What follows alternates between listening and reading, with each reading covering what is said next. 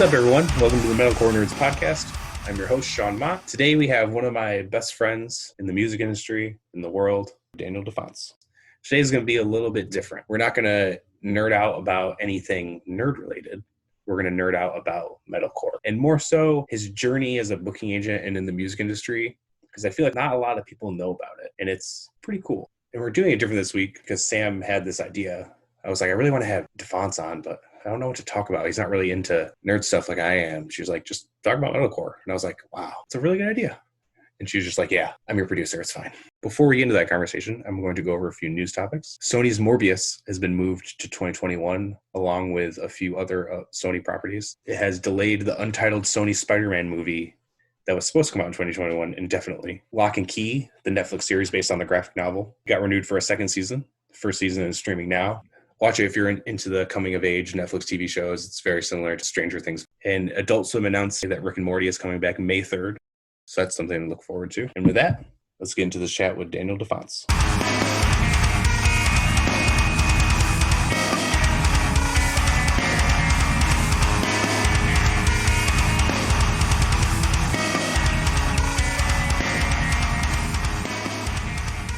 Hey, Dan, what's up? How you doing? Good. How are you doing, man? Pretty good. Another day in the weird life that we're living right now. Oh, yeah. It's the weirdest time ever.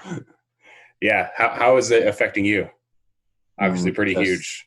Yeah, because I have no idea when things will actually start up again. Everyone's hoping for the fall. I'm hoping for the fall. But then there's the part of me where it's like, it's just going to get canceled. Don't get your hopes up. Yeah, I'm the same here. I got a couple stuff rescheduled for the fall, or support tours moving to the fall, and waiting to see if that gets changed too. Who knows? It changes every day. I know. Everyone's in a weird mood about it all. Yeah. Which is expected. Oh, it's super expected. I mean, at least you're a complete psycho and rescheduled your biggest tour for next year in a day. Yeah, that actually, I didn't think that was going to happen. I didn't think all the bands were going to still be able to do Devastation on the Nation. But they're all like, sure, yeah. Is it like ends like 4 days before their visas expire? Oh my God, what timing? Yeah, I know. I was like, well, if we do it next year, I got to end it like before their visas expire. So it worked. Yeah, it's good. Yeah. It's good. Oh yeah. Silver lining in all of this, I guess. Yeah, right. So I think we met 3 years ago at So What Fest. Yeah, was it 3 years? So 2017. I think so. It might have been 4 years ago. I think it was 4 years ago. I'm pretty sure it was like 2016. Yeah, I just know we were internet friends. I don't even know how. Who knows how that stuff happens anymore? Yeah. But I just remember you coming up to me like, "Hey, you're Sean, right?" I was like, "Yeah, what's up?" Yep. And then years later, we become the best of friends. Yep. Yeah, we did. Here we are. I know, it's crazy. Crazy. It's wild. You and Jonathan Wilson are like the two dudes who took me under their wing and had faith in me, I think, in the beginning. Yeah. No, good. And yeah, Jonathan rules too. I love Jonathan. He's a great guy. Love that guy too. Father John. Father John. Yeah, he's a daddy. He's a daddy. So I'm going to get to an important question first. Yeah, right? What is it? Did Carol Baskin kill her husband? Yes. That bitch killed her fucking husband. Fed him to the tigers. Had to, right? Yeah. I mean, you could just get multiple tigers to eat them to finish it off quicker. I still can't believe that show is real. Like, Tiger King is the craziest documentary I've ever watched in my life. I'm going to watch it again after I'm done with Ozark this season. Right after, I'm going to start it right up again. The whole thing again in 2 days. Sam and I were kind of late to the party by a few days because you guys were all talking about it. And then we literally watched every episode but one in a night. We stayed up till 3 a.m. and just like, well, she wasn't like paying attention, so she rewatched it while I was recording other podcasts, and then I watched the last episode with her. But yeah, there was definitely parts where I probably was just like looking at my fucking phone. Yeah. So I'll probably, when I go back and watch it, I'll probably see stuff I didn't even realize. Yeah, stuff I missed. That shit's wild. I mean, it's too much. Yeah. I can't believe it's real. No, not. I was watching it and I was like, this is fake. Like, this is a mockumentary or something. I was like, I can't believe that this There's so dude much does all of footage. this stuff. Yeah. And he had, that guy taking, videos of him the whole time. Like Yeah, there's so much like and footage. it There's and probably it like didn't. way more than that too. Yeah, and it didn't even start out like that. No. He was like investigating like or whatever. Like it was like Oh it yeah. starts and he saw like the snow leopard in that van or whatever, and then he Yeah. got into like the weird underground ring of exotic animal sales. Which is so fucked up that there's more tigers here than there are in the wild. Yeah, that's awful. Stupid. They're all terrible people. I think they're all terrible people. Yeah, straight all up. of them. Every one of them. I agree. I completely agree. Oh man. So this episode is obviously a little different. We're gonna nerd out about metalcore, not have metalcore people nerding out about something nerd. So opposite. Yeah, it's all right. It's in the name. It was about to happen eventually, right? It had to, yeah. So, what got you into the music industry in the beginning, or even got you into going to shows? If we want to even go further back.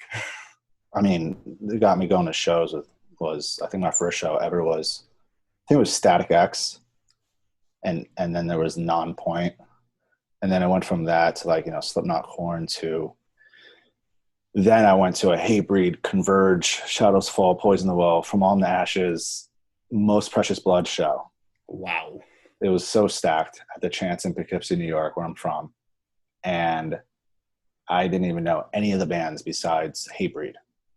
I kind of knew Hatebreed.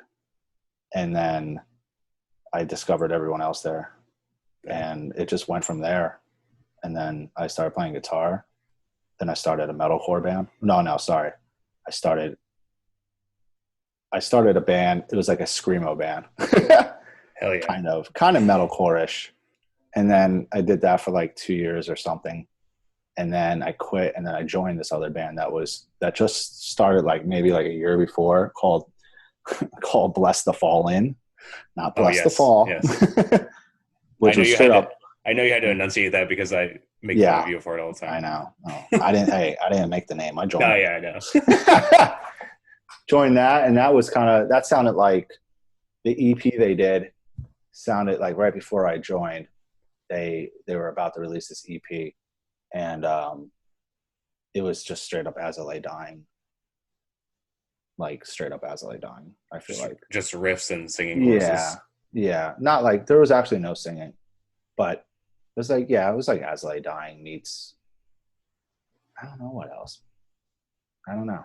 That's what I just referred to that band as. just riffs and breakdowns. Yeah, then we all started really getting into like Between the Buried and Me, and stuff like that.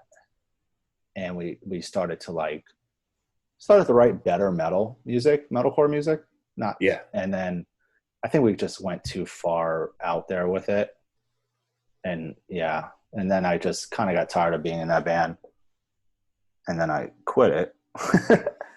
And then I always did like the booking. I always did like booked our shows, and the other guys helped too here and there. But like I always handled that and like helped, with like marketing the band and promoting it. And MySpace was the shit back then. Oh yeah, glory days. The glory days. So it was, and then we always like, and when I was in Bless the Fallen, we always got when Bless the Fall came out, and they started becoming popular. We would always get messages and comments from people being like, yo, I love your record. And it was called whatever the hell it was called. His Last Walk, probably. Yeah. And we were like, what? That's not a record. And then I remember they hit us up on MySpace and they were just laughing about it. We weren't like mad. Like no one was like, you got to change your name. We were just laughing about it. So what was that like 2006, 2007? Yeah. Yeah. It was like 2006, right? 2005, 6. I think it was like towards the end. That's when we discovered each other. And that makes sense. Then I quit that band like end of January 2006. And then in February I started my own agency. And I had no idea what the hell I was doing. No one ever does. And I just booked a lot of tours through MySpace. and then email here and there. But booking tours back then, well, for me at least, I was booking everything through MySpace because every booking company had a MySpace page. That's so nuts. Because yeah, like how I started was almost exactly the same. Yeah. I started going to shows when I was 15 or 16, but it wasn't like a big show that got me into it, which is weird. Yeah. I listened to bigger bands because I remember like the first metalcore bands I got into, I had like a Headbangers Ball compilation CD. Yes, that's awesome. And like 18 Visions was on it, Killswitch was on it, All stuff those. like that. Yeah, As They're Dying, I'm pretty sure was on it. But those were like the two, like Killswitch and 18 Visions were the two big ones that got me into like metalcore like that. Because I was when I was like 12, 13, I was super into, like I was raised on classic rock, but then I got more out of it. And then I started getting into like New Found Glory.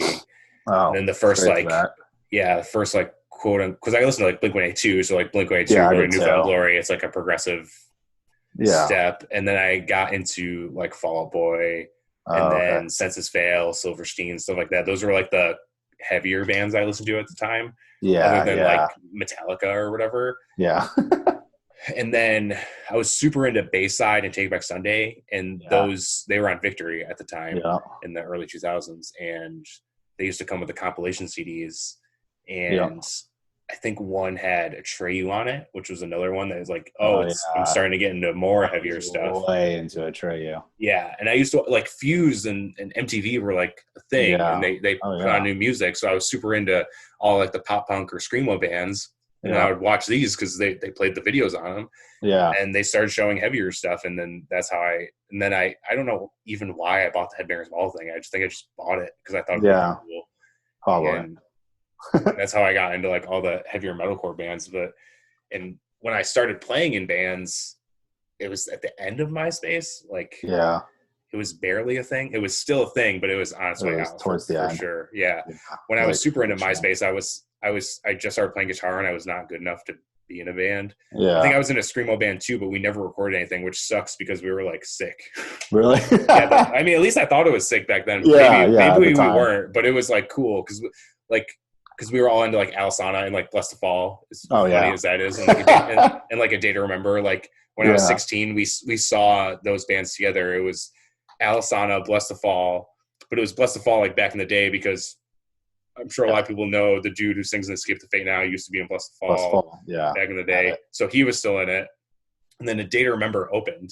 Like no one knew who A Day to Remember was. It was right when or right before For Those Who Have Heart came out. Like I had no idea who they were. I went for Alisana and Blessed to Fall. Like and then I saw them and I was like, whoa, this band is so weird. I was like, they're crazy. I was like, this band is sick. And I ended up seeing him again headlining with Devil Wears Prada in Syracuse like 6 months later. Oh wow! And they like blew up like overnight after that tour. Oh yeah. Or no, they did not headline. They were supporting Devil Wears Prada. They were supporting them. Yeah. Because that was like when Devil Wears Prada was popping off too. Yeah, I think like Plagues just came out, or they were on that record cycle, so they were like huge and stuff like that. And then I didn't really get into like playing into like a serious band until after college when I started this weird hardcore metal band called Atlas, and then that playing shows around upstate New York is when I ended up joining Ghost Ship because they asked me to fill in because their guitar player was drumming for Off of Their Heads because Ghost Ship was just a side project band for half the people in it. It was just like a whatever thing. It was just a bunch of straight edge Jews from Syracuse. And then they put out a record and it got like internet popular. So they're like, oh, we should tour, and like, well, we need another guitar player, and they're like, oh he plays shows with us all the time, we can ask him. And then I did it, and eventually they asked me to join, blah blah blah, and I was in that band, and the band broke up. Bands asked me to help them. I'm like, hey, can you help? And it was mostly me just like helping with, because it was the same thing with me. I did all our merch, I designed all our merch, I booked all our shows, all of that, did all that stuff.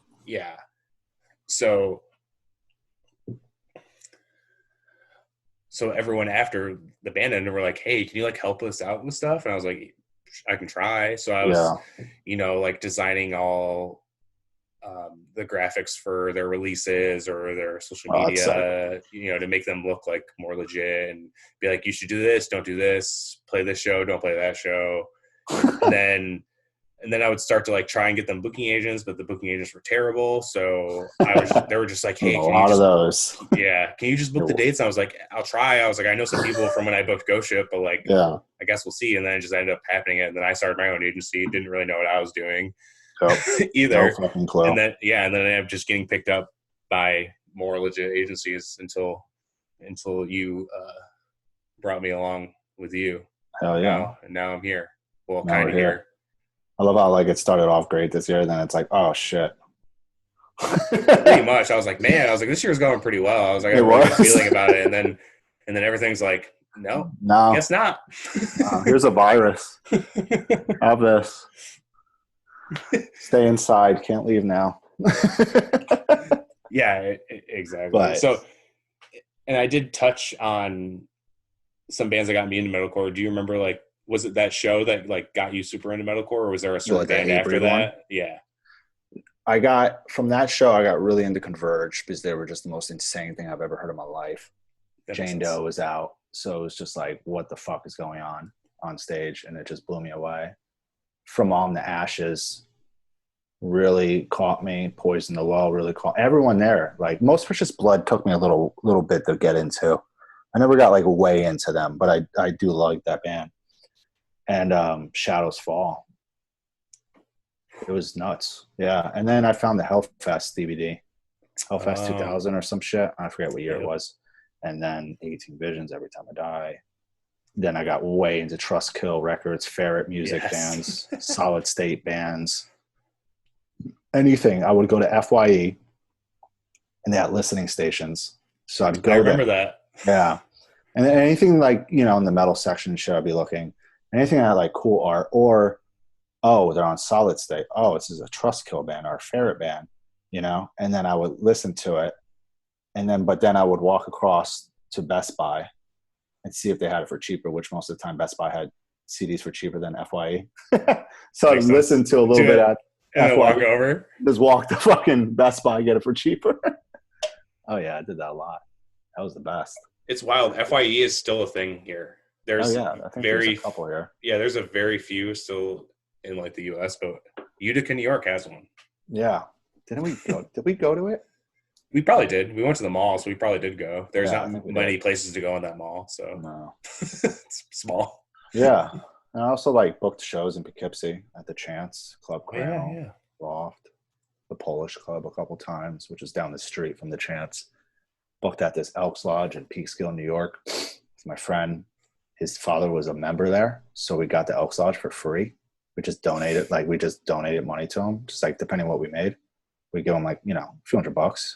That's sick. And they loved it, and we booked like 4 day there. Me and Jeff Menning co-pro'd a show with like He Is Legend, Maylene, Sons of Disaster there. A bunch of others. Through the Eyes of the Dead, My Bitter End. And then, the dudes from the Elks Lodge, obviously they're old. Older guys, they were just like, yeah, we don't want this anymore. Even after I was like, I'll give you $500 rent every time. Yeah. And they're like, no. I'm like, fuck. Back to the Chance where they overcharge me. I totally forgot about that whole part of my life. We seriously had the same life, just in different time periods, because I was booking shows in Watertown when I was growing up there too. Oh, Watertown. Wow. But it was all local stuff for a while. But then I started like bigger agents than at my time. I was like, oh shit. Cause I was booking like a Lost for Words back in the day. And I was friend with State Champs. So I was booking State Champs. I booked Transit a ton of times. That was way before those bands. Oh, it was when they were local bands. It was when they first started, because my old hardcore band before Ghost Ship, we did our first weekend with State Champs. Like our first weekend together was with State Champs. We played like Binghamton and Albany, and that's it. It was that's it. Yeah, but those guys are great. I mean, they're still amazing dudes, even though they're like one of the biggest pop punk bands in the world. Yeah, literally, they are. And stuff like that. I remember I booked in college. When I was home, I would book shows, or I would book some shows, and then I would have someone else run them when I was still at school, because I went to school in Utica too. Yeah. So I would either go home or just have someone run it for me. Yeah. I booked like Big D and the Kids Table. I remember I co-promoted a Wonder Years show. it was like right when the Upsides came out, right before the Upsides. So it was right before they got like blew up. Yeah, right before they That's got when like I saw super super big. Yeah, And I Jeff Benning booked them in Red Hook, New York. Wow. Yeah, And I it was like, co-pro'd them with Eric Binion, who works for After Dark now, because oh, okay. he grew up in Morristown too. He ran a promotion company, but Yeah. then he ended up moving to Syracuse, and I ended up doing the same thing. So yeah, yeah. But then after college, and I would only book shows that like my bands would play pretty much, or I would do a couple for like my friends that I knew would like crush, you know, like do like over 100 people or something. Yeah. But yeah, it's super weird that we had like the same thing. Yeah, I booked a lot of shit. There was, I mean, Ghost Inside to what did I do with the chance? I took over. There was this dude Juan, who was the big promoter in Poughkeepsie. He did this festival called Rhythm Den Fest. It was the best fucking fest. And one year it was 2 days. One day was Just Surrender, Matchbook Romance, I believe, and like pop punk bands. And then Just Surrender was like from there, right? Yeah. From the area. Yeah, they were from there. And then, so I didn't go to the first day. The second day, my band, I think it was, Bless the Fallen was playing. And so I didn't go to the first day because I didn't care about those bands. The second day was fucking Converge, 100 Demons, and so many more. I can't remember. Wow. Yeah, it was a stack lineup. And so I wake up the morning of the second day of the fest to like missed phone calls on my Nokia cell phone. It's like 8 in the morning, 9 in the morning, or some shit. And we weren't supposed to be there until like 11 or something. But so I get calls, Juan skipped out. He paid some of the bands on the first day and kept all the money. And I think he had all the pre-sale money for the second day with that Convergent shit. And he just left. Nothing happened. And so that day, Converge is at the mall. One of my friends is like, yo, Converge is here. Let's find a house. They want to play a house show. And I'm like, oh, fuck. I need to find a house. Making phone calls. I'm like, yo, is your parents home? And then my friend Jess, her dad had this house in Woodstock, New York, and which is like 30 minutes north of Poughkeepsie. Yeah. And we used to go there like once a month, twice a month. Her dad was always traveling. And the house wasn't like fully built, like fully done. Like it was done, like all the windows, all that shit was in, but there was like certain parts of the house that weren't fully done. So it was a 2-story house, big, and we used to party there all the fucking time. So I call her and I'm like, hey, is your dad home? Is your dad going to be home tonight? She's like, I don't think so, actually. Why? She's like, I got to check though. And I'm like, well, Converge wants to play a house show and we need to do this. We need to do this, Jess. And she was like, okay, let me find out if he's going to be home. I'm like, all right, cool. So unfortunately, he was home. And we all ran out of ideas and it just never happened. But I did go up to the mall and meet up with those guys. They were cool. I wish that happened. Yeah, I was hoping it did happen because I was going to ask how insane it was. If that happened, that house would have gotten destroyed. It would have been well worth it. Her dad has money. It's fine. He could have fixed it. It's fine. It's okay. Who cares? I would have given him some money that I didn't have. So yeah, it was a lot of shit. Yeah, I even took over He had Summer Slaughter booked with Necrophagist. Took that over for him, and that's when I met Ash from Sumerian. I think it was before he started Sumerian. Yeah, that was. And he booked. He owned Summer Slaughter, so that was the first time I talked to him, and I was just like, yeah, I can do a door deal. But the show performed well past, the bands made the money they were guaranteed for. So it was like easy, no issues. Show was fucking insane. But yeah, crazy stuff. That's awesome. Yeah. So I know a lot of people know everything you do now. Obviously, it's with the internet, everyone knows everything's doing. And obviously you book a million bands and a ton of tours all at once and everything. A lot of people don't know about the crazy ass tours you did back in the day and all the stuff you did before like the current age. Yeah. Before you became like a death metal expert. I know. Right? It's funny because I love death metal. Don't get me wrong. Even black metal, but probably the one genre of music I listen to the most is metalcore. Yeah. Because it puts me in a better mood. Yeah. It's what I grew up on, and that's what always put me in a good mood and made me like stoked about things. And it just makes me, when I listen to like Parkway Drive and shit and Kill Switch, stuff like that metalcore specifically, and even like stuff like Poison Ball and all that stuff, but like specifically like Parkway Drive and Kill Switch, and I'll go back to As I Lay Dying too. Yeah. It puts me in a good mood and like makes me want to work. Yeah, it makes me like pumped. Like if I put on a Kill Switch record, I just get stoked. I can listen to the entire Kill Switch discography. Same. And never pause it. So Jesse or Howard? Both. I like Howard a little better though. I'm the same. Yeah. I love Blood Has Been Shed. He's the psycho in that band. Yeah, dude. I know. End of Heartache is, I don't know. I love all the records. I love all the records too, but like End of Heartache is like 5 metalcore records. Yeah, because I even remember because End of Heartache's at the end of one of like the Resident Evil movies, and I remember like being at my friend's house and like you'd stay up and watch movies or whatever when you were you were a teenager. And on the Headbangers Ball, Rose of Sharon was on it, obviously off that same record. Best fucking song. So good. But I remember like it's at the end of the movie, and I'm like, this band is so good, and I was like 14 years old or something, or 13, Yeah, you probably were, yeah. And I was like, this band is the sickest thing ever. Dude, yes, they're the best. I remember seeing Howard and Blood Has Been Shed at the Chance. Didn't know who the band was. One of my friends did. And he's like, go to the front. We're going to the front of the stage. And Howard walks out. And I'm like, I don't know, like 16, 17. And he just walks out. And if you've ever been to the Chance, the stage is like, I'm like 5'7". So the stage is like literally up to my chin. Yeah, it's huge. Yeah. It's tall. Like, and he comes out and he's like, a tall fucking jack dude, and you're like, what the fuck is about to happen right now? And shit just hit the fan. As soon as they went into the first song. That band is psychotic. And then music for psychos. Yeah.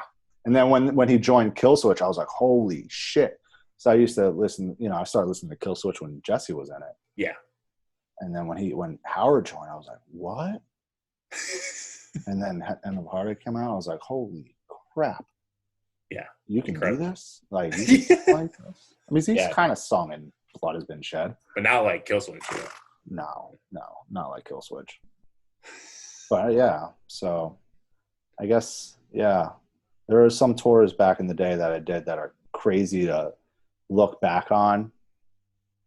Like I met As Blood Runs Black when I toured with My Bitter End. My Bitter End took me out on my first tour ever, real tour, where I did merch for them and just hung out. That was the most insane tour I've ever been on. We drove a van from New York and made it to Memphis, and it was overheating the entire drive. Oh my God. The entire drive, and it's July, and it's overheating the whole time. So if you put on your heat in your car, it runs the fan. Yeah. So we had to have the heat on, so it ran the fan to cool down the radiator. Oh my God. So we had the windows down, sitting there with just shorts on. But anyway, that's when we met up with Tony Danza, Tap Dance Extravaganza. They joined the tour there. Then we hit the West Coast. As Blood Runs Black jumps on, and I became really good friends with them. So anyway, after that tour, I booked the tours. As Blood Runs Black's first East Coast tour ever. It was them, Enwell, and For the Fallen Dreams. Pre-Rise Records, no, Enwell was on Victory. Yeah. Were they? They might have just signed the Victory. Yeah, they signed the Victory, but I don't know if their first album on Victory came out. Yeah. So, did that. And then, what else did I do? I did this Attila, Dr. Acula, Chelsea Grin, American Me tour, called the Grand Slam All You Can Beat Tour. Oh yeah, it was like the Denny's advert, right? Yeah. Derek Brewer created all that. He was managing Attila at the time, and he really wanted me to pick them up, be their agent. So at the time, if you remember Attila back then, before their album Rage came out, they were just riding off like the Made fame, right? Yeah, Made, and like that first record that they had was just garbage. And even though like I was never like, I don't think I was ever officially Dr. Acula's booking agent, but I booked a lot of their tours. Right. They were just a very that band is just a train wreck. Period. Back then, just straight up train wreck of a band. And but anyway, Attila, Derek really wanted me to pick them up, and it took a little bit for him to convince me to do it, but I did. And then they started popping off, and then I did some tours for them. That was one that was like went really fucking well. There was like 200-300 kids a night, easily 400 sometimes. It was stupid. It was the most at the time. It was the most money I ever made on a tour, and I was like, "Holy shit!" Right. What agency were you with then? It was my own, the Love Is Arson agency. Okay. Which was named after a Converge song. Love Is Arson. Of course. So, where'd you go from there? Did you do any other crazy tours while you were still at Love Is Arson? I'm trying to remember what else I did. I know I had the Ghost Inside on a tour with the Classic Struggle from Graves of Valor and someone else, Knives Exchanging Hands maybe. That was a Tragic Hero band from North Carolina that I booked. But the Ghost Inside had a drop, which sucked. What else? What the fuck else did I do? You'd think I remember all this shit, but my memory is fried. So let's go to the Love Is Arson Agency Facebook page. Oh my god. Yeah, I booked 100th tours. I booked fucking Volumes tours. The one really cool Volumes tour. It was their first tour ever, and it was them, It Prevails, Betrayal, Volumes, Counterparts first U.S. tour maybe. Wow. And Bermuda. Tour went great. That was called Dollar Menu, Where's the Venue tour. These tour names are nuts. Yeah, it was fucking hilarious. I mean, what else? Like For the Fallen Dreams tours I did. Was that like Changes era? Yes, yeah. Before Changes too. I literally the other day, because I moved into the new apartment, I gotta try to rip it off the CD. I don't have a fucking anything to put a CD in. But it's pre-Changes For the Fallen Dreams. It was 2007, I think it said on it, their demo. Wow. Their demo, yeah. Remember demos? Like demos. On CDs? Oh, yeah. Did Kill Whitney Dead tour. Arsonist Got All the Girls. See You Next Tuesday. Attila. Knives Exchanging Hands tour. Wow. Nights of the Abyss, Suffocate, Blind Witness, This Is the Apocalypse, Wretched tour. I booked a 3-month-long Dr. Acula tour. That sounds terrible. Oh, my God, dude. I did like 12 shows in Florida, 10 shows in California. 12? Yeah, 12. It was like 10 or 12. I had the fly. How? Not like high res, so it's like kind of hard to see. How is there 12 places to play in Florida? Dude, it's nuts. I don't know if it's 12. Hold on, it's right here. 1, 2, 3, 4, 5, 6, 7, 8, 9. 9 shows. 9 shows. How is there in Florida. Even 9 places to play in Florida? I don't understand. Know. California was 1, 2, 3, 4, 5, 6, 7. 7 dates in California. Oh shit! It was May 23rd till August 15th. The longest tour I went on was a month. It was exactly a full month, I think. Just 1 month, yeah. And that was almost 3 months. We tried to go long. I didn't even do no Canada. I don't even understand how you booked that. I gotta put it in the group chat. It's nuts. What's a radius clause? I don't know. Nothing back then. Nothing mattered then. I guess that's fucking crazy. Other one, Attila Within the Ruins, We Are the End tour. That was called the Chronic Fun Tour. It's not even a good name. No. Did it Attila, Dr. Acula, Blind Witness, a Hero, a Fake tour. That was Attila's album release tour for Rage. Wow. You did the Rage release tour? Yeah. I bought them all insane. the way. I feel like no one knows this. No. Which is crazy. And no one does. Suffocate, the Red Shore tour, another Nights of the Abyss tour, Conducting from the Grave, and Monsters. Wow, Monsters. They're my favorite. Oh my God. And then I did I book this? Yeah, I did. Did I book this? I can't remember. I was working with 100th. No, it was 100th was on a tour with Casey Jones. Then I booked Casey Jones' last tour ever. I was gonna say I thought you did. Which Probably the stupidest tour I've ever booked. One of the stupidest ones. I don't know why it happened or how it happened. It was called the Brodeo Tour. It was with Scarlett O'Hara. Remember them? oh yeah, No, they're welcome still to the around. Brodeo, right? That's why Yeah, it's called the yeah. Brodeo tour. Yeah. 100th was on a part of it. Let Live was on a part of it. What? No Bragging Rights was on a part of it, and that band Lions, Tigers, Bears was on it. Yeah, dude. What year was that? That was 2010. Because that's like right when I got into Let Live. It was like right before they blew up. Oh yeah, right before. Because I heard that first album. My friend showed it to me. He's like, "Hey, you like Glassjaw, right?" And I was like, "Yeah." I was like, "Yeah, I like Glassjaw." And he's like, "Dude, you need to listen to this band." And he showed it to me. I was like, "This band is crazy." I was like, Yeah, that's what I thought about until I was like, "This is like Glassjaw," and it's that's like all I wanted.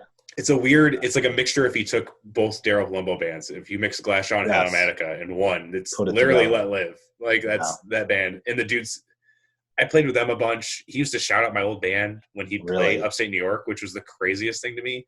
That's fucking nuts. And I was like, this band is the craziest band ever. Like, I don't They were understand. nuts, dude. Did a Molotov Solution tour. They were like my favorite band back then too. It's a That sick was more band too. deathcore. Robbie used to hate me.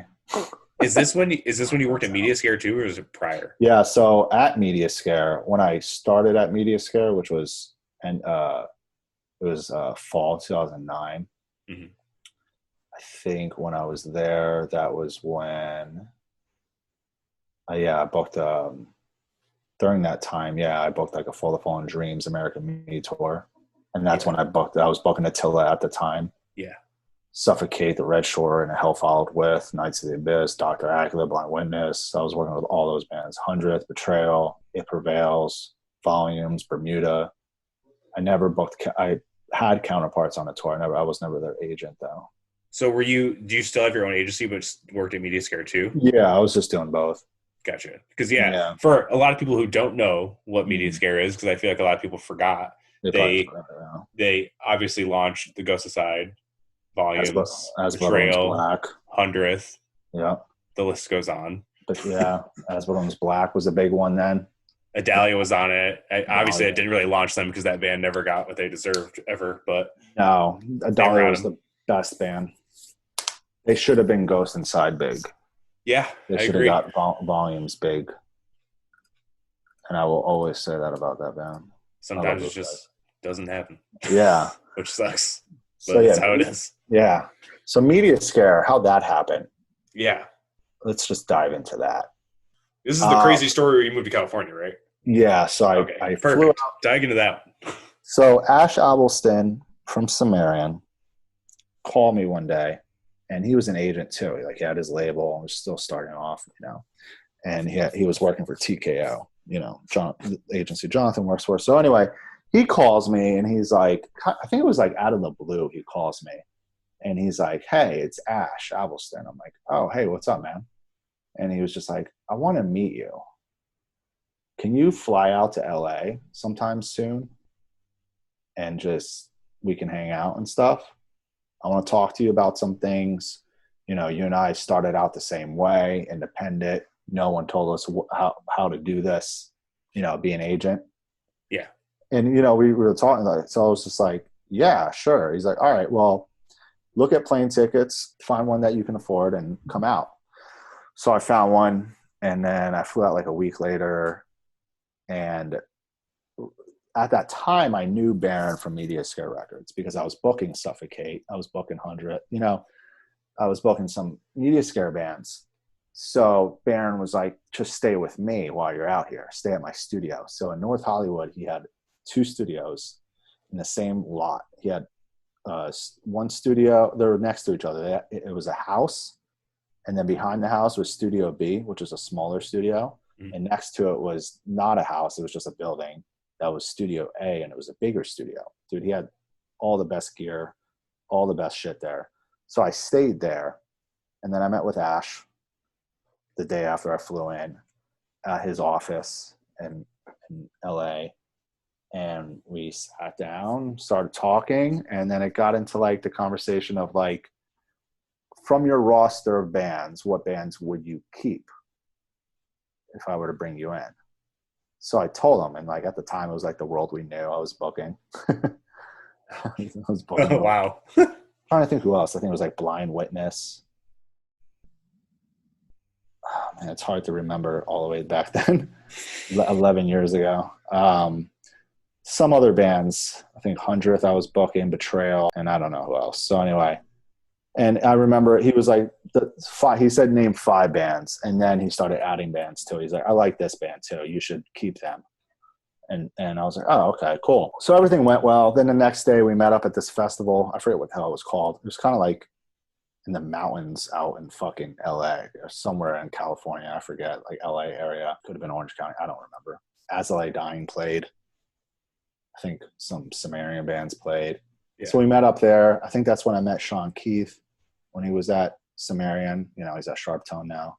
Yep. And then I met Amanda and some other people. And we had a good time. We hung out a little bit. Just, you know, whatever. Baron was there too. So Ash was just like, you know, I'll call you, let you know when things get in motion. And then shortly after that, that's when I found out he was leaving TKO to start Pantheon Agency. So I was like, oh, because he never said that to me. He just said he's starting something new. Right. And I found out the name, found out when, you know, that's what was really happening. So Baron from Mediascare was like, you should just move out here now because it'll prove to him that you're serious, right? Because the one thing Ash was always asking me was like, he asked a few times, both days, like if I can move out there. And I was just, you know, I told him, yeah, I can, whatever, it's fine, I can do it. Being stupid because I had no fucking money then. I maybe had like not even $1,000 to my name at the time. So like me thinking I could just move out there, I would have had to fucking beg my parents for money. But so Baron was just like, just move out here, live at the studio house, and that'll show him that you're fucking serious. And he's like, at the same time, you can work with the label and do both things. You know, you could still do booking, you can do the label. And I'm like, all right, that sounds like the smart thing to do. Right.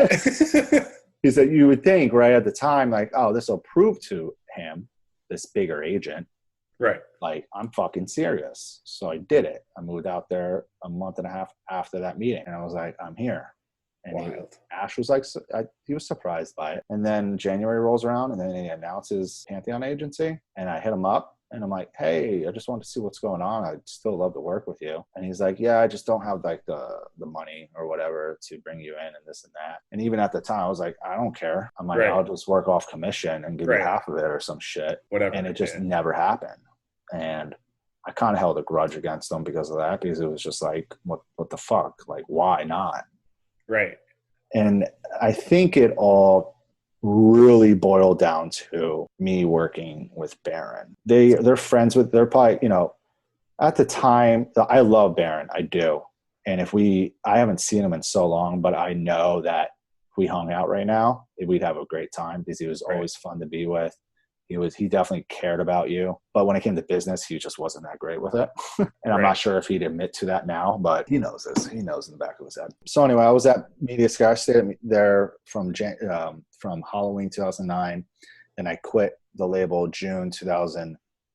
And then I moved back to New York. And then we stayed in contact. He was definitely pissed at me, but I just wasn't into it. I wasn't really into living there. It was mostly living there. I kind of missed like New York and my family. That makes sense. I was younger. That's a big transition from Poughkeepsie to LA. All my friends and shit. No friends in LA, you know. I don't know fuck anyone out there. Besides like some of the bands, like I became close with the Betrayal guys, Sean, Brendan, Andrew, who was Shakewell.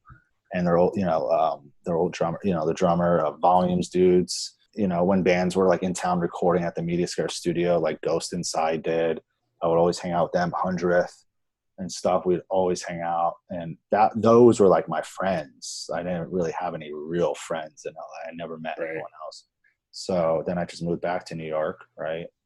And then a few months went by, probably around like November or December of 2010. He was like, yo, I really want you to come back. I need you to come back. I'll give you more money.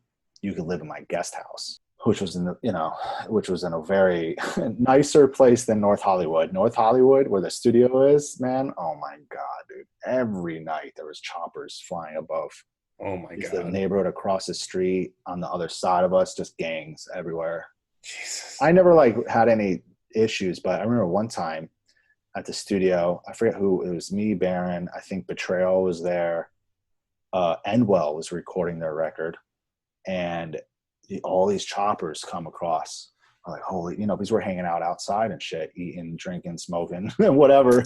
Sounds lame, but we're just having a good time. Just hanging out, yeah. Yeah, and well, they're from New York. We're just partying, and it was like the weekend, and all these choppers come up, over us, like 2 or 3 of them, and then we hear all the. So around the whole, let me explain this real quick. So around the fucking media scare fortress of the 2 studios is like this big steel fence that's like 10 feet tall.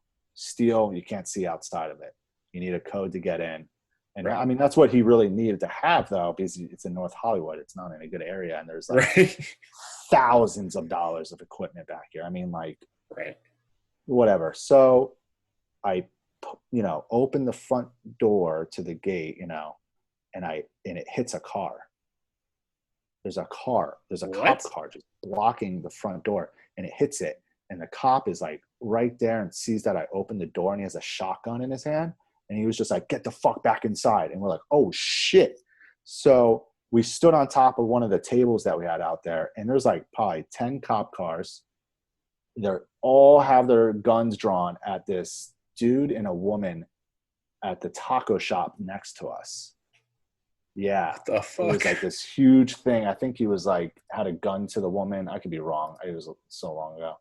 And it was intense, dude. And, I'm pretty sure Baron used to videotape a lot of shit. Like when bands were at the studio would videotape stuff, they're in the studio. And he was videotaping that. So I'm sure he has it somewhere. Knowing him, he doesn't throw anything away.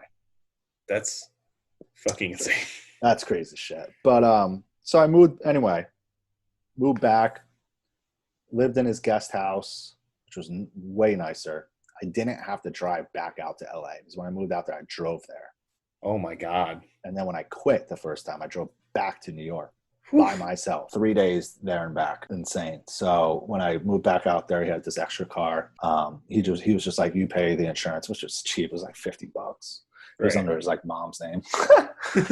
So yeah, I was just like, all right. And then everything was going good. We released Signed Bury Your Dead, released Mosh and Roll, released New Ghost Inside, Volumes, 100th, Betrayal, and some other records. And everything was going good. And then one day I just got tired of it again. We butted heads. How long were you out there? That was, when I moved back out there, it was January of 2000. I wrote this down. January 2011. I moved back there, and then I quit March of 2012, and I moved back to New York. And then I stayed in New York until January 2013, and I moved to Texas, and I've been here ever since. What made you move to Texas? I was newer friends with Mike Zemer in Orlando, Mendoza from Third String, and me and Mike started an agency together called the Phoenix Agency. And I came down for his fest called Unsilent Night Fest, his other one that he had, and stayed with him. It was right by Fair Park. It was this cool like loft, and we had a good time. I was just like, man, I love Texas. I always did before when I toured. So like, he was just like, it was funny because he was like, him and Orlando were living together. Then he had this other roommate, Steven. And he was always like, I wish that motherfucker would just move out. He's like, I can't stand living with him. He's like, I love him, but I can't live with him anymore. Yeah. And it was funny. So then I flew back home, and like days later, Mike's like, you're not going to believe this. So I was going to start looking at apartments. Right. And he's like, you're not going to believe this. Steven's moving out. I'm like, get the fuck out of here. He's like, the room is yours if you want it. $400 a month. And I was just like, okay. So I sent him $400 for January, and I moved there. Drove to Dallas. None of these are good drives. Oh, no. 23 hours. And and then I did the agency with him up until March of 2014. Then Stefan and Mauricio hired me before it was Continental. It was called Rock the Nation. Rock the Nation USA. It's partnered with Century Media. It was like Century Media's booking agency that they started with them. And then Century Media sold to Sony. We could change the name at that time, and we didn't like the Rock the Nation name. So we changed it to Continental Concerts, which originated in Europe. So we were their North America office. And then recently we changed it to Continental Touring because we broke away from them. And now we're like pretty much like fully independent. Wow. So you've been like working for, did you have like, even in the beginning, did you have other jobs or were you just booking? My last job that I had, this real job, right, was I worked at Office Depot in the print department. Wow. And that was, I quit that in, I quit that in what, 2008? I mean, at the time, I'm just living at home. And then I moved to LA. Right. And I lived there for free. I lived in North Hollywood for free. And yeah, you're doing media scare and booking. Yeah. And then when I got rehired, when I rejoined Media Scare the second time, I was living in his guest house for free. Yeah. Each time I lived in LA, the 2 times I lived there for free. So, it's like one of the most expensive things there. Yeah. Well, I mean, everything's there. Yeah. So I got lucky when living in LA because I lived there for free. Right. Yeah. So I wasn't like, I was making decent money on booking. I was making X amount of money with Media Scare. I lived there for free. Only bills I fucking had were my cell phone. And when I first lived there with my car, I had my car insurance. But when I left my car at home, I took it off the road. And then I had using his car, I was paying $60 a month for fucking car insurance. And that was it. That's crazy. You had the most like easy LA living situation, but hated living there. It's like, oh yeah, I hated it. I'll never move back there. Yeah. You'd have to pay me really good money to move there. I like going there, but I don't think I could ever live there. Yeah, I like going there. Don't get me wrong. I do. I like when I go out there for shows or meetings or whatever it may be. I like being there. It's like a cool change of pace for like a week, Yeah. It's like so different that it is. I was supposed to go there in May, but it's not happening anymore. I should have been there at the end of this month too. So in the last few years, Metalcore has kind of circled back to the early 2000s sound. Like everyone kind of sounds like 18 Visions or Poison the Well or Disembodied and stuff like that. And before that, it was like the new metal wave. Mm-hmm. Everything was like a new metal hybrid with metalcore. What do you think? What do you think is the next thing after that? The next, I hope it's bands doing stuff like Killswitch Engage and Parkway Drive and As Lay Dying. Like if we can get another band that kind of like a new band that is doing the style of Killswitch and As Lay Dying and stuff and do it as well as they do it. Yes. That would be so awesome. Because that's my favorite.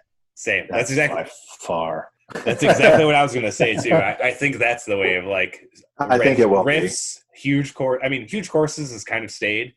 It's weird because like the metalcore progression is like metalcore band, and then eventually you become a radio rock band. Yeah. It's kind of like what Parkway did in a sense. Oh yeah, but they're still good. I still like their record. Yeah. But I think that's the same thing too. It'll be like As Lay Dying and Killswitch. That'll be the next thing. It would be cool if that happened. So those were like the bands like I really loved, and like I Killed the Prom Queen back then. Oh yeah. They were like one of my favorite. Remember that website hxcmp3.com, hardcoremp3.com? I think that was before me. That was probably before you. That's where I discovered like a lot of bands. You could go on there and just like look through like, metal, death metal, metalcore, and shit like that. Oh. I'm pretty sure that's how it was. But I remember I found like Winds of Plague on there before they were Winds of Plague. They were Bleak December, they were called. I found I Killed the Prom Queen on there. Found a bunch of bands on there. It was a cool website. Do you know that Winds of Plague was on Seventh Dagger in the beginning? Were they really? Yeah. I didn't even remember. Wow. It's crazy. You know the dude from Seventh Dagger owns Holy Mountain? Yeah. It's so sick. When I joined Ghost Ship, we were on Seventh Dagger. Yeah, that's right. Yeah. World We Knew was on Seventh Dagger too. Yep. Yeah. That dude's cool. Holy Mountain printing fucking rules. Yeah, he does quality. I don't remember if they were Holy Mountain then yet. I think it might have been when I was in Ghost Ship. But he still had that was his job. He still had the print shop. Because he would Wasn't it just Seventh Dagger? Or maybe I think it might have been just Seventh Dagger, and he did he printed merch. Yeah, because one of the tours we did, we went to the warehouse. Oh yeah, that's cool. It was awesome. That was the cool thing about when I worked at Media Scare. We got we became friends with Ryan Nelson from Merch Connection. Oh, Merch Connection.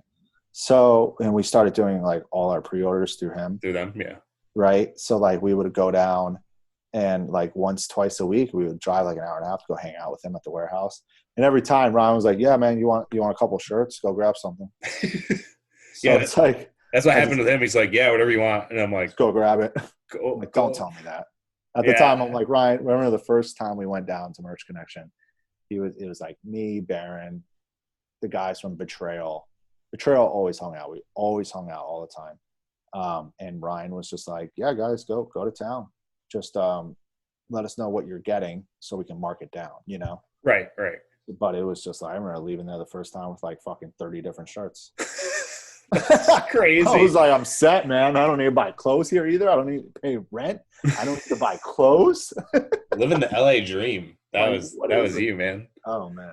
Yeah, I always feel so like when I go to like labels or stuff for meetings or something like that, like because a lot of labels have their own print shop too, so it's like the same thing. Yeah. And they'll be like, yeah, do you want some like records or shirts and stuff? And I'm always like, yeah, but I don't know like how far you should go with it. Yeah. So I usually only take a few to like not offend them to offer because it's always cool shit. So I'm of course I want stuff, but like I don't want to be like a greedy dick and like take a million things. So it's like I'll take a couple and I'm like, I'm good with this. This is sick. Thanks. Right. I'm like, thank you so much. This is very nice. When I went to Nuclear Blast's office like 3 years ago or whatever, how long it was when I first met them, because Stefan and Mauricio from Continental, they're really good friends with Nuclear Blast people. Yeah. Mauricio's in Cataclysm. Cataclysm's been on the label forever. So that was my first time meeting the people over there in person. And Gerardo, really cool fucking dude. He was just like, yeah, man, go. You know, he was showing us around and stuff and showed us like to the warehouse where they have like the CDs and vinyls and stuff. He's like, yeah, go get some stuff. And I'm just like, oh my God, dude, I want one of everything. So I love Nuclear Blast records. Like their whole catalog is insane. Yeah. I was just like, oh my God, give me it all. He gave me like the Nails record before it came out. Wow. That's sick. I saw it and I'm like, oh fuck, because I love Nails. Yeah. And I was like, yo, can I get this? I know it's not out yet. He's like, yeah, it's fine. Just, don't leak it. I'm not gonna fucking leak it. You should just been like, yeah, dude, I'm posting on LimeWire tonight. Yeah. Fucking what's his name's gonna come and kill me. What are your current favorite metalcore bands? Like newer ones? Oh yeah. It doesn't have to be super new, but newer, I guess. Yeah, it's kind of like a mix. Like I really like While She Sleeps. Really? I do like that band. It's kind of surprising. I know. Yeah. Well, I started listening to them when they came out with You Are We, that record. I was like, this is really catchy. This is good. And then other like metalcore type bands, I love Sanction. Sanction's one of my favorites. And Vane, obviously. When Vane came out, before they even came out with their first full length, their EP, I didn't even listen to the EP. I found them because Hate 56 posted the video of them from This Is Hardcore. That video is nuts. And I was just like, what is this? Why does this sound like I'm back in the mid 2000s right now? That's how I felt. And I would just listen. I would just put the video on. Because, his quality is great. His audio is great. Yeah, it's amazing. So I would just put that on, and it sounded better than their EP. So their EP was a little rough. Yeah, but I got really into Vane. I love Vane. Yeah, I heard about them because I booked a weekend for Recon and On Broken Wings. And On Broken Wings wanted Vane on it, and I was like, yeah. And it was like they were on the uptick. They weren't there yet. Yeah, but they had to drop because I don't even remember what they got on some tour, like the first big tour they did. I don't even remember what it was. Life and Death tour. Maybe it was in the fall though, so I think it was. I think that was in the fall. I'm pretty sure. Then maybe it was that, but yeah, it was some big tour they got on, and I was like, yeah, I mean, it makes sense because I was like, gotta do what you gotta do. Because we announced it with them on it. Oh, okay. And like. Like whatever, weeks later, they're like, oh, yeah, we can't do it. We got something else. And I was like, I mean, it happens, whatever. It's nuts. It's fine. That band. Yeah. That new album, or their first full length is the best record.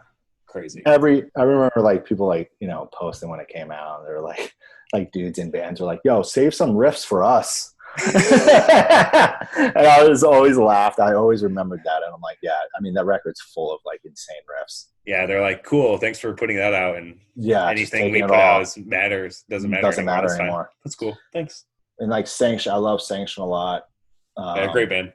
Keonashi a lot. Yeah, Keonashi's the best band in the world. I think. Probably. Yeah, it's Keonashi. You got it. It is, yeah. I think they're the most creative.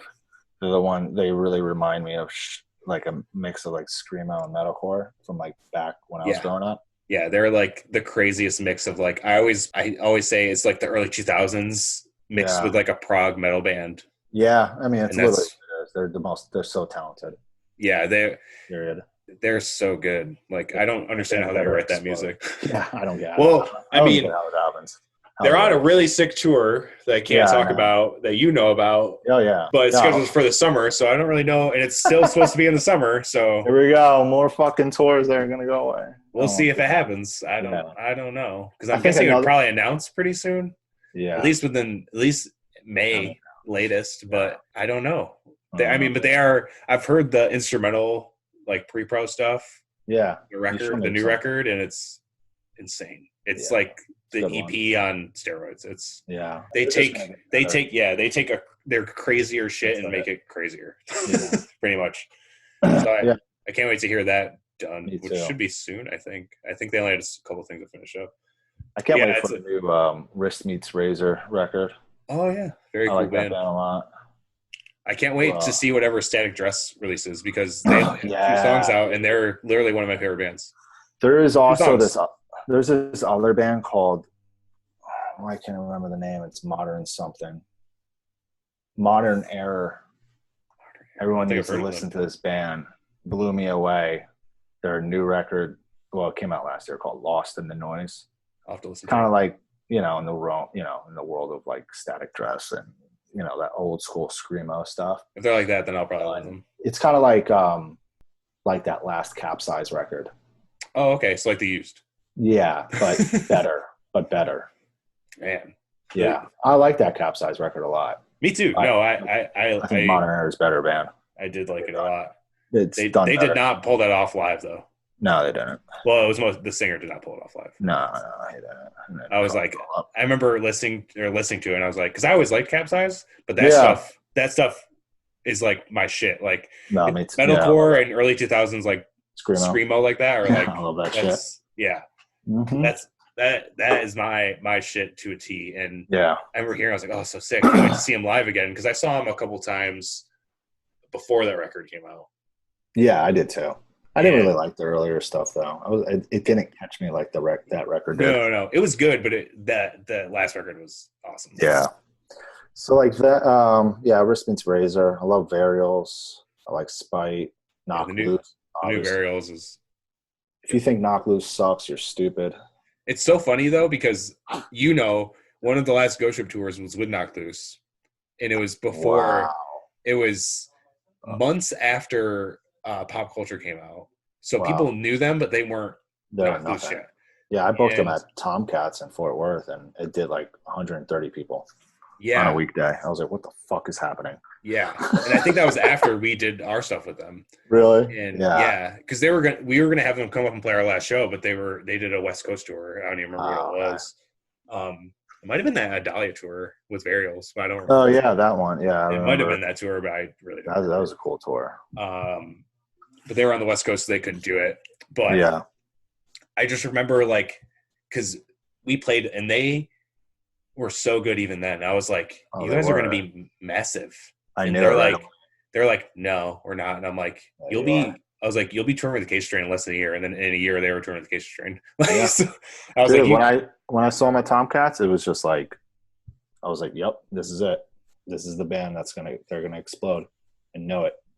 Yeah. And it's so funny seeing like the back and forth of people being like, I hate them and I love them. And I'm just like, this band is doing something like A Day to Remember did and like 40 Strong did back in the day. It's like it sounds like other bands, but there's no band that sounds like them. You know what I mean? Exactly. Yeah. They in their way, they created their own sound and they blew up. And what every fucking local band was covering a Knock Loose song or put out songs that sounded just like Knock Loose. Like every local band did it. No one's going to touch them though. I almost think part of the shift to the metalcore that is now is because of them, because they started doing the dissonant horror chords. You know what I mean? They brought that. Yeah. Well, them and Code Orange really. Well, Code Orange too. They embraced like the disembodied, and they did the whole crazy breakdown like beat change in the middle where it'd be like halftime and they go into like the Yeah. But No, like, Code Orange is another one too, though. I mean, yeah, they're changing the game completely. they have been since the start. They've always done it their way, and their way Yeah. is always like the most creative, I gotta wild thing. I gotta listen to their new record more. I have. It's just like it's so insane. I think the one thing that is hard for me to get used to though on the new record is when they do those stops, those pauses. I think, or they have like the electronic shit come in, the industrial sounding shit come in out of like nowhere, and I'm like, oh my god, what the fuck? Yeah, they've kind of always had that stuff. They do the very the very like abrupt like, duh, and then right into something right after, you know. And I'm like, whoa. Yeah. I'm like, it just threw it. It takes a second to get like used to. Oh so no, yeah, it's definitely one of those records where I'm gonna listen to it like 3 or 4 more times. It'll get better with each. I'm gonna get it, and then I'm just hooked. Yeah, that band is also. Yeah. Also, you can't talk about metalcore and not talk about Counterparts. For sure, they're the best melodic metalcore band ever. Yeah. Them and It Prevails. Yeah, It Prevails. That new EP was pretty sick. Yeah, and Misery Signals, which Counterparts loves. I know. Brendan's always like, we just take Misery Signals riffs or whatever he says. And we rip off Misery Signals. I always call them marketable Shai-Hulud. Yeah, no, they are. That's what they are. Because Shai-Hulud's hard to get. Yeah, you have to be like a genius. I mean, I love Shai-Hulud. I'm not a genius. I love Shai-Hulud. I'm not a genius, but some of their lyrics are like, oh man, and just like, the pattern. They're how Fox writes his songs are just, I don't know. It's very creative. He did ask me to fill in after Ghost Ship broke up, and I was like, dude, no. I was like, I guess I could probably play it, but I'm like, no. Like, I want to have fun playing, not like rack my brain while I'm trying to figure out your fucking crazy ass songs, man. Like, what the fuck, dude? Speaking of filling in for a band, that would have been insane. I was at Media Scare still, and First Blood needed a fill-in for the Ghost Inside tour. And was that the Returners tour? Yeah. Funny story. My old hardcore band opened the Syracuse date of that. Really? Well, my old hardcore band did the same thing. We opened up. So it was funny. I was going to fill in for First Blood on that tour. And I was like, oh my God. And like, Carl was going to send me like videos of him playing the songs. There's no taps. So I'm going to have to like watch him play the songs on guitar and learn them that way, which I can do. It would just take me a minute, but it was like a week before the tour started. And I'm like, oh my God. And I'm like, Baron's like, you got to do it. And I'm like, oh my God, I haven't played guitar in fucking years, which is like, I can pick up a guitar and play it still, but it takes me a minute to get everything back. And then it just never happened. I forget why, but I had this band in New York. So I called Strong Style with like my best friends, my friend Nick, Jordan, oh man, I'm drawing Mario was in it. And it was just like kind of like a Trapped on the Ice ripoff band, essentially. And we played 2 dates on that Ghost Inside, that Returners tour, and they were just insane, dude. Long Island was nuts, and then we played Poughkeepsie, and shit hit the fucking fan in Poughkeepsie. Were you there? Were you still in Poughkeepsie on the Ghost Inside, Stick Your Gun, Straight from the Path Riding Out tour? I don't think so. Because I went to that, and that shit was fucking nuts. I don't think I was there for that. You know how the floor is in the Chance? At the Loft? Oh, was it in the Chance? Yeah. Oh, yeah. It was sold out. I'm pretty sure. You're talking about, you know how like the stairs go down to like the pay area or whatever? Yeah, people were like running up the stairs and like back flipping off the barrier. Yeah. Like on stage diving, and like I was like, this is nuts. And that was me going to Syracuse shows, seeing Every Time I Die every 3 months, and Polar Bear Club every 3 months, where people would go apeshit. Yeah. Like Lost Horizon or something. Yeah, it was always the Lost. Like I would literally see Every Time I Die like every 3 months. And oh my God. Never gets old. That band's one of the best live bands ever. Yeah, no. And then I go and see this, and I'm like, what the fuck?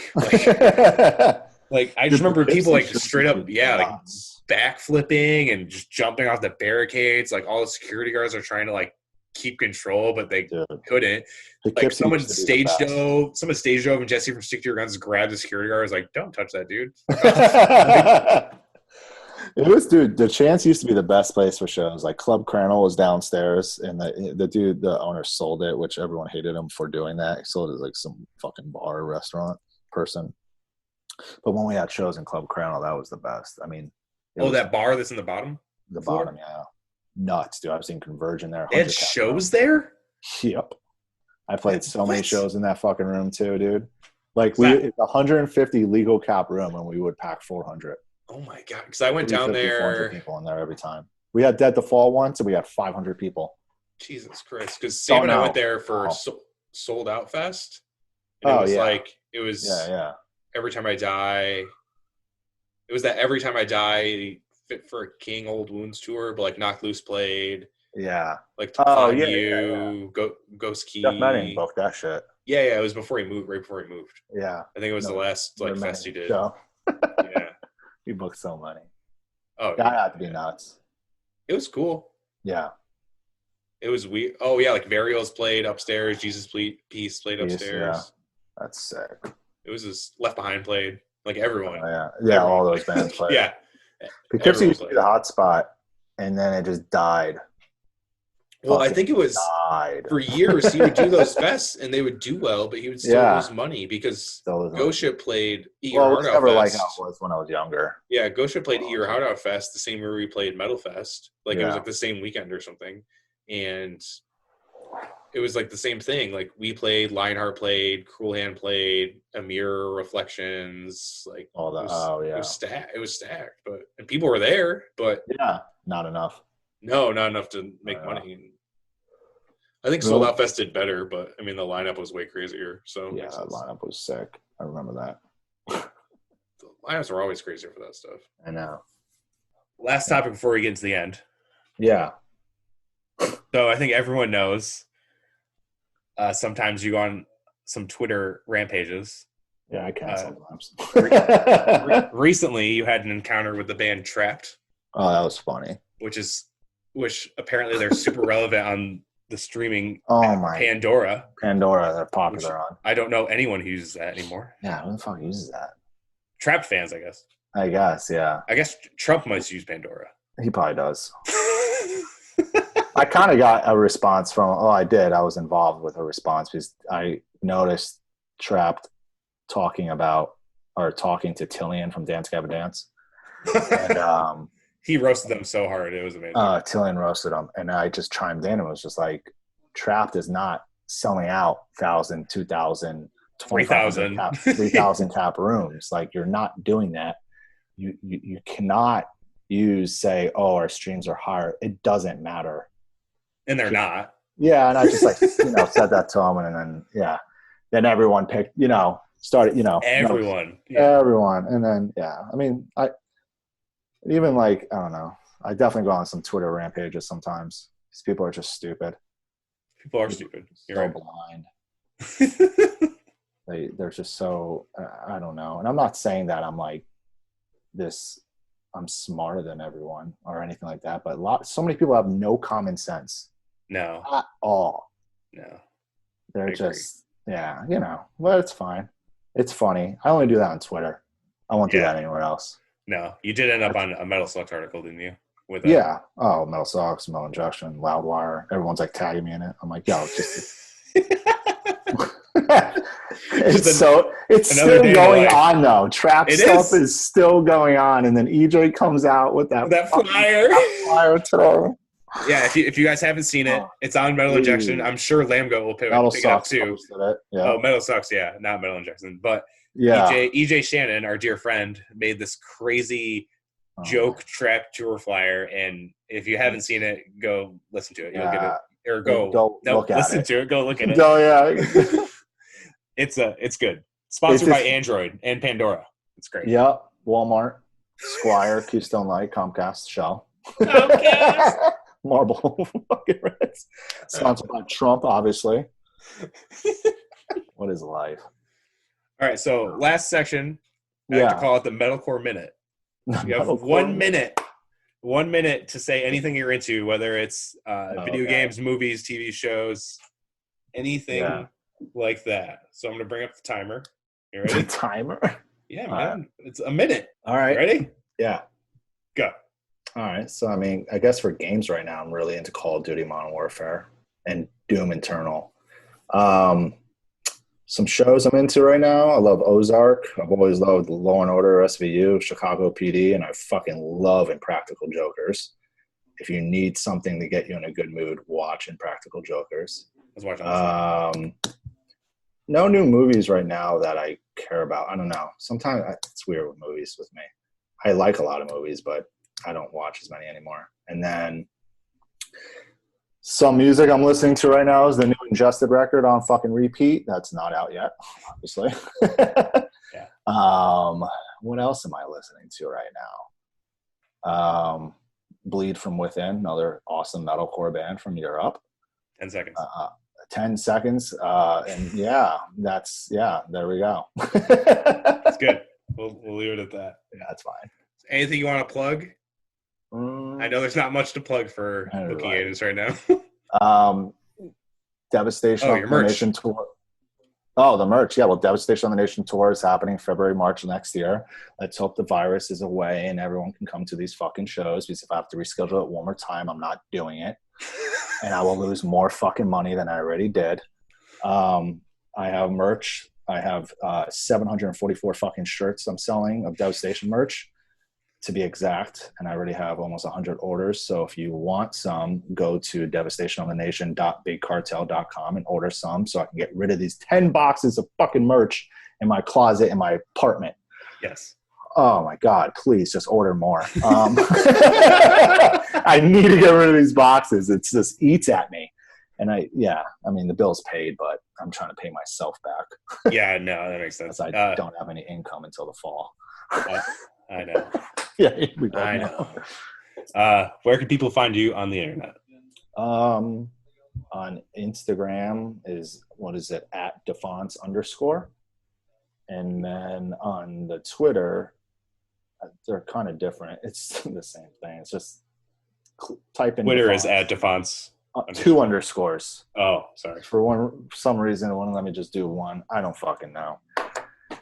Then if you want to add me on Facebook, you can find me, but I'm always have like 5,000 friends, and I always go through how I delete people. I'll go to birthdays, right? Same thing.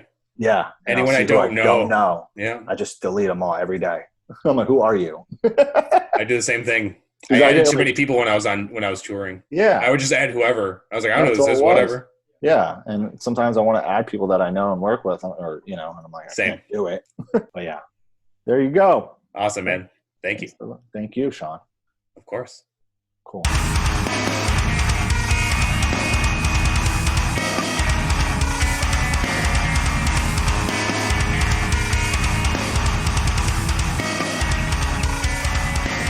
That's it for this episode. Thanks for checking it out. I hope you guys like the different topic on this one. I'm going to start doing some more serious conversations with other people as this goes along. Not everything will be fully nerd related. If you want to support the podcast, follow us on social media at Metalcore Nerds. Share the episodes on social media. Tell a friend. Subscribe and rate on Apple Podcasts. Follow on Spotify. Subscribe on YouTube. And if you want to support monetarily, you can go to redcircle.com/metalcore-nerds/donations. But that's it for this one. Until next time, this is Metalcore Nerds.